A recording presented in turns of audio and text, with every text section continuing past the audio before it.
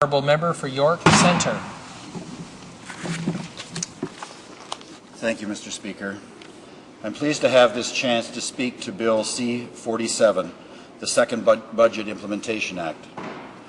Everybody, rich and poor, young and old, doing well and not so well, we're all looking for the same thing, a chance, a real chance.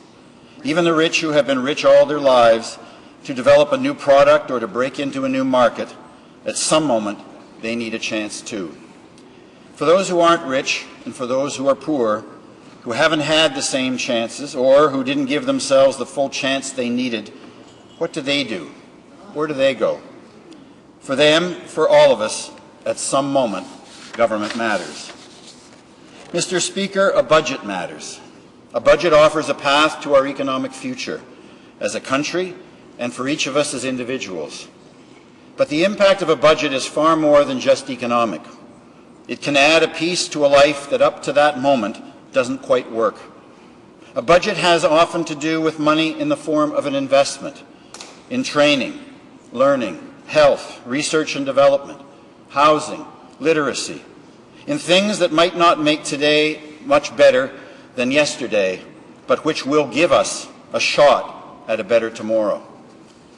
I have watched this government for more than 4.5 years. I have listened as they brought down several budgets. A budget day offers many announcements about many things.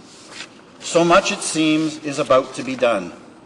Then the next day and every day after that, we also begin to see what's not being done. For me, the test of any budget, of any government, is what will its impact be 5 years or 10 years from now? How will it make us better off as a country, as individuals? And how much is a budget just stuff, and in truth won't have any real impact on our lives at all? That is my disappointment with this government. More than 4.5 years have passed with very little benefit to the future of Canada and Canadians. Learning, we know, will be central to every country's future. As parents, we worry about our kids. As we look into the future, more than anything, we want to know that they will be okay. But we see these immense, unimaginable changes ahead, and we don't know how our kids will adapt. We know that passing on to them some money will help a little, but money gets spent. Over time, we have come to realize, to know, that in their future, their only real security, their only real opportunity is learning. So when things change, they have in them the capacity to learn and change with them. Our kids need to learn more and better in their early lives, to have enriched opportunities outside their own homes as well, in early learning and childcare, just as they do when they get to kindergarten and beyond. They need to have better chances at college and university, so their learning isn't interrupted constantly by the need for part-time jobs or years off to limit the debts they incur. And many adults who don't read, who don't learn to read early in their lives, who live under the suffocating ceiling of illiteracy, need literacy programs to give them another chance at life. What is this government doing in these regards, in this budget? And what has it been doing in these last more than 4.5 years? Very little. Enough to say in question period and in scrums that they're doing something. Enough to meet their political needs, but not enough, not nearly enough, to meet the needs of those outside their government, to meet Canada's and Canadians' needs for the future. When this recession ends, one thing is certain. The world's economy will not go back to where it was before the recession began. Shifts have taken place. There are new ways to do things, new technologies, especially in the energy sector, new opportunities, new risks.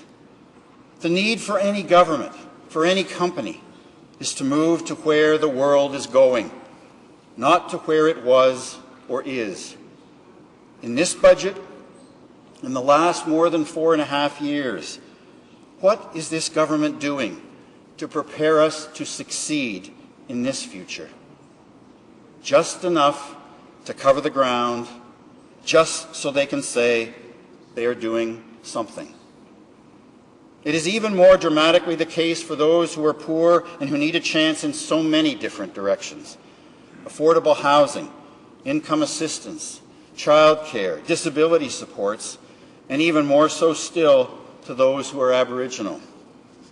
Again, for this government, they have done just enough to say they are doing something, and not enough, not nearly enough, to make a difference, to offer a chance at a real life. For more and more families, it takes both parents in the workforce to make ends meet.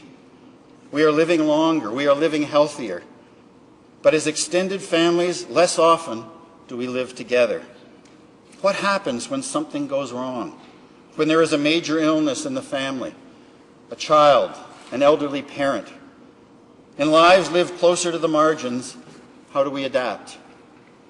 How do we help these caregivers? For this government, it is, again, do enough to say you are doing something, not enough to make a difference. And for this government, if someone notices just how little they are actually doing for people, for Canadians, they discourage these voices. According to how this government thinks, these problems shouldn't exist. If government gets smaller and smaller, if a little more money is put in people's pockets, everything will be fine. The reality is, however, that life as it is really lived annoyingly gets in the way. Unless, of course, as a government you don't notice. For this government, it's the miracle of ideology. If you know something already, you don't have to listen. Not to community groups, so why not cut their funding? Not to people who oppose or criticize you, so why not fire or humiliate them? And because you can't know what isn't knowable, you cut the capacity of the census. Because everybody knows if you don't measure something, it doesn't exist. And if it doesn't exist, it can't be a problem. And if it's not a problem, why have programs in government to fix what doesn't need fixing? It's magic, Mr. Speaker. Magic for the government, but not magic for those who need a chance. In a time of global economic transformation, in a time of climate change, in a time when the gap between the rich and everyone else has grown, in this more than 4.5 years, as exemplified by the second Budget Implementation Act, the hallmark of this government has been political management, not national stewardship. Thank you, Mr. Speaker. Questions and comments?